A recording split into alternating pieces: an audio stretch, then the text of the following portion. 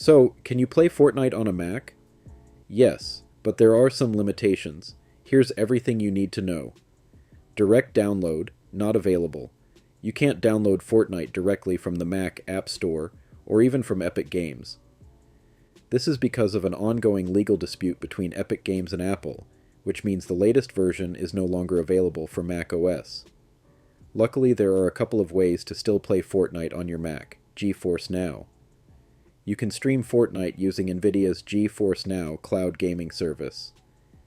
This allows you to play the game without installing it. All you need is a good internet connection. Boot Camp. If you have an Intel-based Mac, you can install Windows using Boot Camp and then play Fortnite on Windows.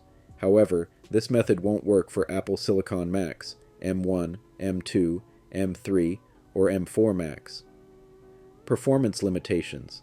The last officially supported version of Fortnite on Mac was Chapter 2, Season 3. If you already have that version installed, you can still play offline or in creative mode, but you won't receive updates. For the best experience, using a cloud gaming service like GeForce Now is the most reliable option.